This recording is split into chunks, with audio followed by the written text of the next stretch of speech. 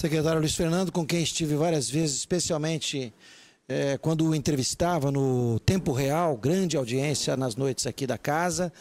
Depois tive a oportunidade, o privilégio de participar com ele de várias reuniões na transição, inclusive numa reunião muito histórica, muito marcante, eu creio que ele se lembra, com o ex-governador Daniel Pereira, na qual o Daniel o tratou muito bem, como sempre o faz, que é uma pessoa muito gentil, e o Luiz Fernando também, amável como é, pôde falar um pouco sobre como pegava o Estado na questão das finanças e que objetivos tinha. Um pouco disso ele traz agora.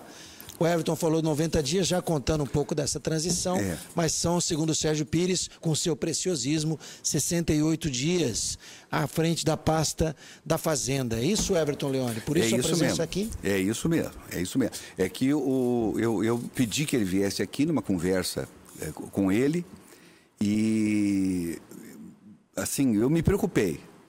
Porque o primeiro diagnóstico, conversei com o Júnior Gonçalves também, e eu me preocupei quando eu ouvi algumas situações em que o Estado, agora já com o diagnóstico completo, tem alguns problemas que já foram apontados antes pelo Tribunal de Contas, é bom que se diga isso também, né, para fazer justiça ao Edilson Silva e à sua equipe toda e os demais conselheiros, e que agora, dentro do governo, é possível ver exatamente a situação do Estado. Tem aí dívidas antigas explodindo e que têm que ser administradas, porque pagas serão impossíveis de serem pagas. E o que me preocupa muito mesmo é o investimento. Porque o Estado não pode se limitar apenas a bancar o próprio Estado, a manter o próprio Estado. Há demandas importantíssimas que precisam ser atendidas pelo governo. Luiz Fernando, boa tarde. Nos passe o quadro exato hoje do Estado de Rondônia, qual é a situação orçamentária e financeira. Perfeito. Muito obrigado a cada um de vocês pelo convite, por estar aqui. De fato, como disse o Everton antes, eu estou me divertindo muito, né, em ouvir vocês aqui. De fato, é um ambiente muito bom para a gente estar. A situação do Estado de Rondônia, a situação financeira do Estado de Rondônia, eu posso dizer que ela é equilibrada, ela está controlada, mas ela não é confortável e não é sem riscos. Nós recebemos o Estado, né, como o Domingues informou, né, no final do governo passado, né, eu participei da reunião de encerramento do exercício e a situação naquele momento foi apresentada dessa forma. O Estado dispõe de recursos em caixa de cerca de 300 milhões, né, e é um Estado que está equilibrado. De fato, é equilibrado. Contudo, esses recursos que nós recebemos, parte deles, apenas 80 milhões, cerca de 80 milhões, eram recursos de livre destinação, é o que está na conta única do governo, né, o que a gente chama de fonte 100. O restante são recursos de fundos, né, dos diversos fundos com que o Estado conta, que são recursos vinculados a atividades específicas, não são de livre destinação. Ocorre que... Mas tendo os projetos adequados, dá para destinar. Sim, né? Claro, são destinações públicas, né, e atendem finalidades de governo. Ocorre que, após ter sido encaminhada a LOA para a Assembleia, vamos lembrar que a LOA é encaminhada em setembro, né, para a Assembleia. Fale o que é a LOA para as pessoas. Desculpa, é a Lei Orçamentária Anual. Né, para o ano seguinte. Isso, para o ano seguinte. A Lei Orçamentária de 2019 foi encaminhada para a Assembleia Legislativa pelo governador Daniel Pereira em setembro de 2018. Após esse encaminhamento, surgiram outras necessidades, especialmente a questão da dívida do Beron. A dívida do Beron ela foi renegociada em setembro, havia uma liminar que suspendia o pagamento da dívida, essa liminar caiu em agosto e em setembro foi renegociado o pagamento. Isso gerou uma despesa mensal para o Estado da ordem de 17 milhões de reais. É muito dinheiro, né? É muito dinheiro, né? Então, no ano dá mais de 200 milhões de reais de necessidades novas que não estão previstas na lei orçamentária. Olha só. Necessidade orçamentária e financeira nova. Então, esse valor não estava previsto? Não estava previsto. Olha só. Porque essa renegociação aconteceu após... Que engenharia tem que ser feito, hein? Então, de fato, isso é uma preocupação grande, né?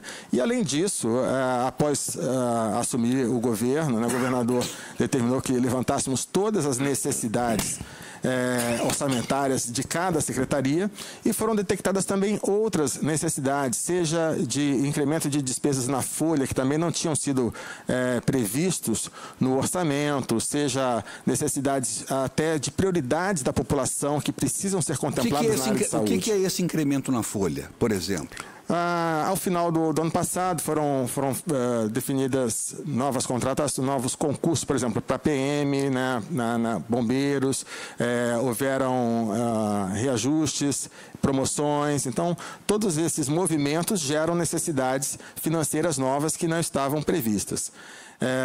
Essas necessidades somam cerca de 400 milhões de reais. Olha só. Então, necessidades orçamentárias que não estavam planejadas na LOA em função dessa dinâmica, né, das necessidades terem surgido após a LOA, a lei orçamentária, ter sido encaminhada para a Assembleia. Então, isso cria um desafio grande, né, porque a capacidade de investimento do Estado, como o Everton falou, que é o que nos preocupa, é uma capacidade já reduzida, né, dos recursos próprios do Estado. Né, os recursos hoje estaria em quantos por cento? Cerca de 1%, né, dos recursos próprios do Poder Executivo. Sim. O que seria o ideal? Investimento. O que seria o ideal dentro de uma situação normal, sem grandes euforias? Numa situação ideal, a gente teria que ter pelo menos 5% a 10% de recursos para investimento, né? Secretário... Não, acho que ele está fazendo uma exposição importante para concluir. Isso, só para concluir o raciocínio. Então, essas necessidades de investimento ficam muito comprometidas, porque como a gente precisa atender a essas despesas obrigatórias, essenciais, ou mesmo a prioridades, por exemplo, na área de saúde, né, o novo Hospital de Urgência de Porto Velho, Guajará-Mirim, né, o Hospital Regional que vai Cacoal, que está pedindo lá também. Exatamente. Então, para contemplar essas necessidades, essas despesas essenciais, essas prioridades e despesas obrigatórias que foram herdadas e não estavam previstos, a gente precisa fazer alguns remanejamentos. Então, a gente vem discutindo isso com o governador Marcos Rocha.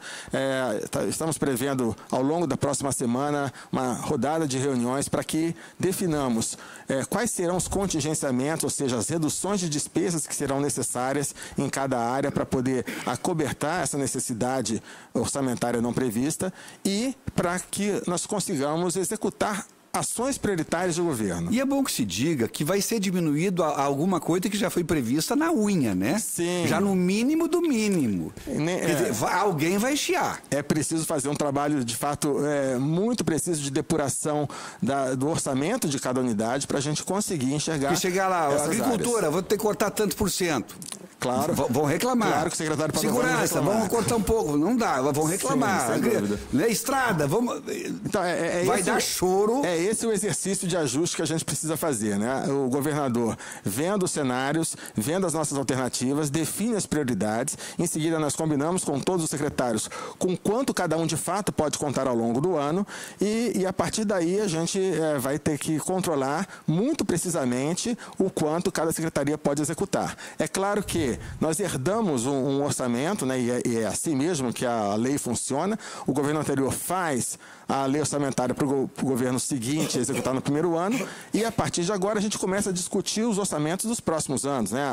O plano plurianual, a lei de diretrizes de 2020, a lei orçamentária de 2020. Então, o nosso esforço agora é conseguir garantir alguma capacidade de investimento para esse ano e os anos seguintes. Só para engatar, Sérgio, porque está dentro do tema, claro, não tem pressa, específico, Hiperon tem data para quebrar. Sim.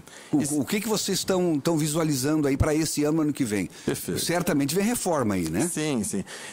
Entre as ações que estão sendo previstas para a gente acomodar essa nossa necessidade de pagamentos e preservar a capacidade de investimento, está prevista uma reforma administrativa, né? O secretariado está trabalhando nesse sentido e agora, no mês de março até o mês de abril, a gente deve concluir a necessidade de reforma do Estado visando reduzir o custo da máquina pública para liberar dinheiro para as atividades fins e também enfrentar esses outros riscos, esses outros desafios. A questão previdenciária é uma questão, sim, preocupante. Existem estudos atuariais que apontam para um déficit financeiro no Instituto de Previdência a partir de 2022 e a gente tem uma série de ações para evitar esse déficit, né? Tem uma discussão em andamento nesse sentido. Existe a necessidade de enfrentar os problemas de precatórios, do Hiperon. A gente tem limite de gastos custos que a gente tem que observar também em função da renegociação da dívida do Berom. Enfim, esses desafios todos, eles precisam ser enfrentados e nós estamos construindo essas alternativas para que o governador defina os caminhos que serão tomados a partir de agora. Nos próximos dias isso já vai ser anunciado e esse alinhamento é o que vai permitir que consigamos ter receitas, direcionar as receitas para manter todo o cumprimento dos compromissos do Estado, seja com funcionalismo, seja com o pagamento da dívida, seja com fornecedores. Comissionados tem quantos hoje? Porque o Irã Galo está dizendo, até para saber se é isso mesmo. 4.500 comissionados, isso o governo precisa mesmo? Esse levantamento dos comissionados, ele vai ser definido, vai ser precisado após a reforma administrativa, né? Existe um movimento ainda de nomeações, exonerações, que ainda não gerou uma acomodação final. A necessidade final vai ser definida após a reforma administrativa, mas o número de nomeados em folha de pagamento é bem menor do que esse. É bem menor que esse. Eu ia mesmo dizer, mas e esses 4.000 que sejam, esses não são novos cargos, são os cargos que estavam vagos com o fim do governo anterior e que foram preenchidos, é isso? Exato, e boa parte dos comissionados, os CDS, são atribuídos a servidores de carreira, né? Então não são despesas com pessoas novas. É que eles ocupam gerências, diretorias, exatamente, e são cargos da função que são CDS obrigatórios, né? Exatamente. Então, e as pessoas botam tudo no mesmo balaio. Exatamente, essa conta às vezes tem algumas distorções. E como se fossem novas contratações e não são substituições. Exatamente. É isso, né? Substituições ou atribuições a servidores de carreira. Mas me parece que não foram preenchidos todos também, né? Não. Existe uma margem grande de cargos comissionados que não foram preenchidos, já tentando fazer essa redução. O governador reduziu esse ano o número de cargos comissionados bastante. Segundo ele, em torno de 40%. Exatamente. É verdade? É real isso? Exatamente. A gente tem trabalhado nesse sentido. Essa redução em relação ao custo com comissionados, ela vai gerar nessa casa aí de 30%. E vou dizer, pelo número de pessoas que me procuram, eles acham que eu tenho alguma influência, não tenho nenhuma. Olha, é muita gente que ficou de fora, que estava dentro e ficou de fora mesmo. Viu? Muita gente que diz que o governo atual já nomeou mais do que o antecessor. Mas não é verdade, não é verdade. Pelo contrário, as pessoas... Que a gente traz as entrevistas aqui. Perfeito. Não é verdade. Como equacionar o empréstimo, então, secretário? Como é que o senhor vai fazer esse exercício? Eu queria falar sobre isso. Mas daí eu faço uma perguntinha também. Isso, não. 30 milhões de dólares. Sim. Uma das ações que nós precisamos fazer para reduzir esse peso da máquina pública é justamente a modernização da gestão do Estado. É a gestão fiscal do Estado, aquilo que vai gerar redução de custos e incremento de receitas, é o principal caminho para resolver estruturalmente o problema da baixa capacidade de investimento do Estado. Ou seja, nós precisamos melhorar o uso da tecnologia, melhorar os nossos processos de trabalho, para que cada vez mais as funções meio, as atividades meio sejam automatizadas, sejam feitas com um menor número de pessoas, para liberar pessoas para as áreas finalísticas, para a área de saúde, educação, segurança, infraestrutura, etc. Então, é fundamental que nós consigamos modernizar a máquina pública para reduzir o custo da máquina pública. Então, esse empréstimo de 30 milhões para o projeto de modernização da gestão fiscal do Estado, que há um projeto na Assembleia, um projeto de lei solicitando autorização para o Poder Executivo contratar esse empréstimo junto ao Banco Interamericano de Desenvolvimento.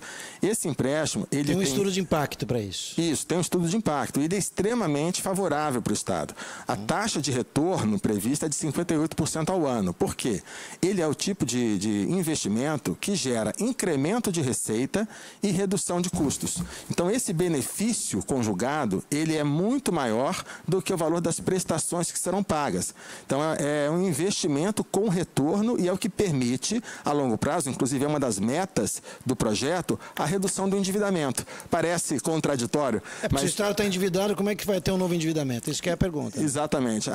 Os financiamentos para a modernização da gestão fiscal, eles inclusive são excepcionalizados, né, dos critérios de endividamento que a Secretaria do Tesouro Nacional acompanha e tudo mais, justamente porque é a forma de resolver o problema. Ele não agrava o problema do endividamento, ele resolve o problema, porque ele aumenta a geração de receitas do Estado. Por que existe essa possibilidade?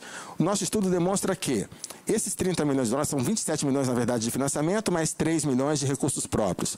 Eles serão gastos ao longo de 5 anos. O investimento é feito ao longo de 5 anos e tem mais 20 anos para pagamento, com encargos bem subsidiados, né, com uma taxa em torno de 2,7 ao trimestre, 2,07 ao trimestre. Então, o impacto disso no caixa do Estado é muito baixo. Quando o Estado começar a pagar lá em 2024... São 5 anos de carência, é isso? 5 anos de carência. 5 anos de carência, que é o período de aplicação do recurso. Quando o Estado começar a pagar as prestações ou a amortização do principal lá em 2024, os recursos que vão ter sido gerados por esse empréstimo serão maiores do que o valor que o Estado vai pagar. Então, isso desonera o caixa do Estado. Ele gera um efeito positivo no caixa do Estado. Muito bem. Temos poucos minutos para o final do programa, mas dá tempo de mais uma pergunta para o secretário. O senhor gostaria de fazer algo, Beni? Tem 3 minutos só. Eu conversei essa semana rapidinho, então, eu conversei essa semana com o Júnior Gonçalves e ele me dizia que esse investimento em tecnologia que o governo vai fazer, ele vai também ajudar muito no aumento da arrecadação. Exatamente.